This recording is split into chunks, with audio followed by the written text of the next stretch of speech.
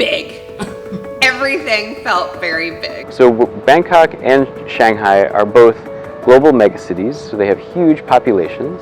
The culture is pretty different, but I could see a few similarities. Yeah, the best part of the trip was all the boating and the bike riding that we got to do in Bangkok and Shanghai. Thailand, everything gave me the feeling it's so mixed together, but in Shanghai we see everything is so organized.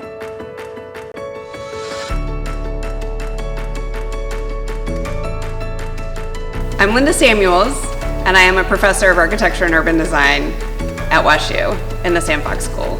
So it was actually my first opportunity to go and participate in the Global Urbanism Studio. We're in this condition where sea level is rising and the city is shrinking. Like, what do you do as a designer? And you can see how the infrastructure has been adapted to try to avoid flooding.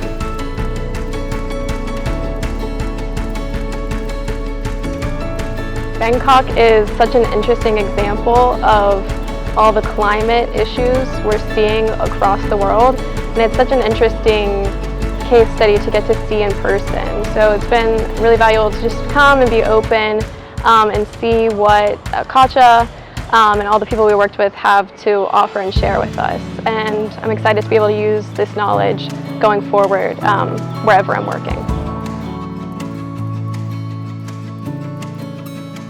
My name is Jonathan Stittleman. I'm a senior lecturer of architecture and urban design in the Samfox School at Washington University in St. Louis. So we've got like a pretty extreme context where the city itself is roughly at sea level. You know, over 10 million people are making home here, and we took a comparative trip to Shanghai, and in that comparison we saw that Shanghai is really designed to a great extent from a top-down process. And Bangkok seems to be much more kind of bottom-up, grassroots, individual landowner kind of processes of bringing the city into being.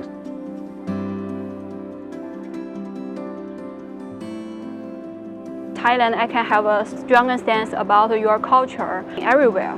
Even like Thailand and China, we're both in the Asian part, but they still have a lot of different between our culture.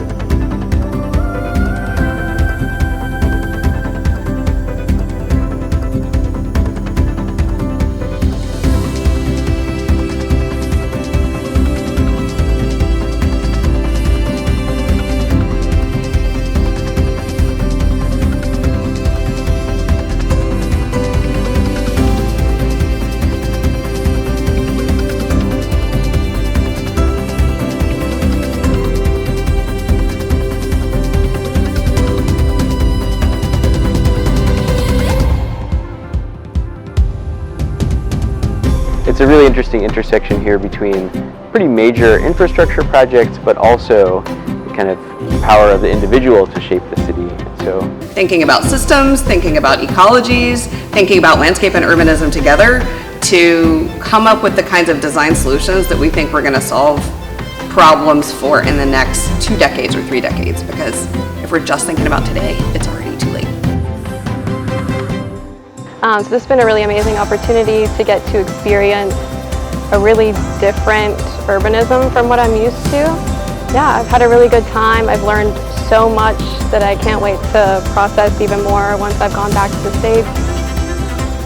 The favorite part for this trip is I can experience different culture to see people live in other cities, other country, how they live.